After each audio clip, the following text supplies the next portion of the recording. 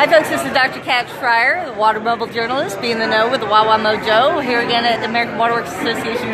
One of the award winners for Best Publication, Carly Sampson, from one of my former home states, Colorado, who was just awarded. All right, now explain to us again what the publication was on.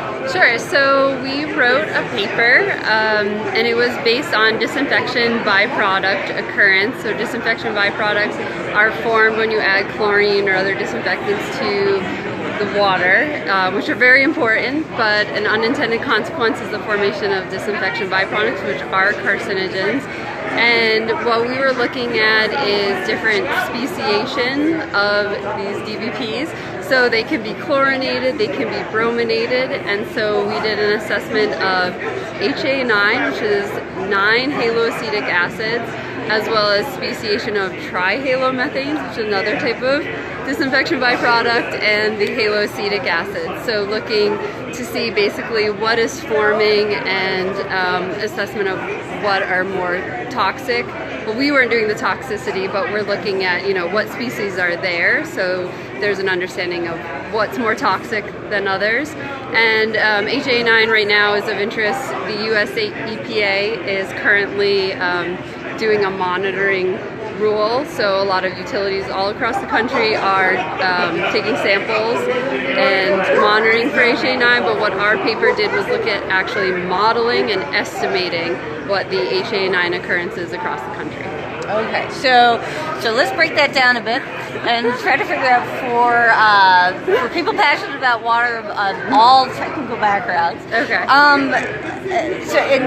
People are. This is one of the things that came up in the general session. Is that people are more and more interested in more than just sound bites, really understanding their water systems. We saw virtual tours that people could see, parts of the water system that they don't have public access for, and chlorine certainly, just the idea that there are things in the water that cause cancer, right? And understanding that. When we started water treatment with chlorine, it wasn't to kill people. Right.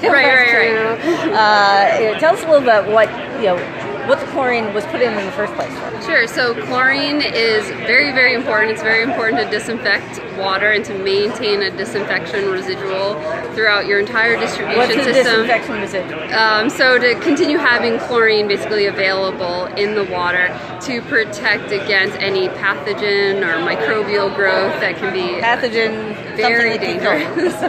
Right. So it's very, very important to make sure you're properly chlorinating your water, but there is an unintended consequence, which is the formation of disinfection byproducts.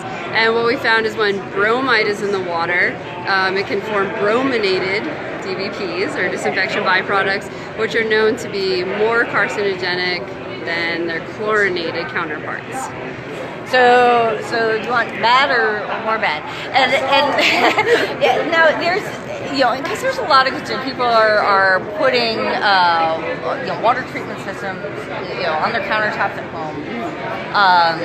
How does that compare with public water supply systems and having all the scientists and engineers available to ensure those systems are working, to test them to make sure everything's working okay, versus people just buying, whatever somebody comes door to door and says, hey, put this on your tap at home. Right. Well, I think it would really depend on what the water system is. I mean, I guess I'm most familiar with a lot of the filtration systems that they sell, which are definitely not dangerous, and they can, more than anything, really improve a lot of the taste of water. But in general, I mean, there is a lot of work that goes into providing good water and also making it maintain its water quality throughout the distribution system. So sorry, I'm trying to think where to get from there. No, that's great. One of the things that we're looking at this week is we're looking at young professionals being more active in AWWA. We're looking at greater diversity. There's been a lot of discussion.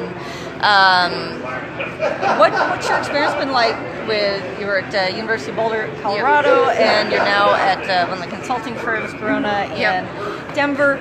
What's your experience been like there as far as coming in as a woman in the industry and grad school? Yeah, I feel really lucky. I've had a really great experience. I mean, I've definitely talked with a lot of, especially other female colleagues, and I think there are challenges that are really true out there, but I feel like I've had a really good experience.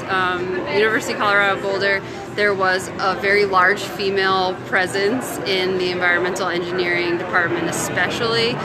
So a lot of support, a lot of mentors, and I just work with people that are really great, and I think my experience has been really lucky, but I know that there is real gender inequalities that I think are starting to break down, but I think it's very important as women to support each other and really encourage us all to do great work.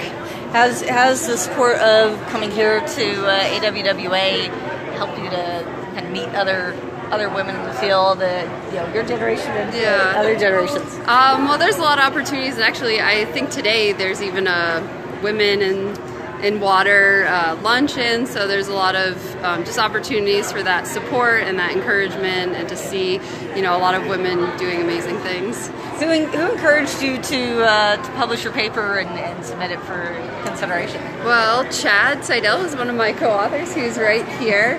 I would say he's probably the #1 supporter for that. I also, Scott Summers, who is my advisor at University of Colorado Boulder, was also an author on that paper, also a huge support. And then my last co-author is Tim Bartrand, who is not here today, but also extremely supportive. I learned a lot from all of them. Fantastic. Well, thank you so much for your time, and we'll continue to be interviewing people throughout the conference. Come check us out at www.thewatershow.org, and WaterCitizen News, the Huffington Post on water, at www.WaterCitizen.com. This is Kat Schreier, Dr. Kat Schreier, the WaWa Mojo. Be in the know with the WaWa Mojo. And Curly, thank you so much for your time. Thank you. Bye.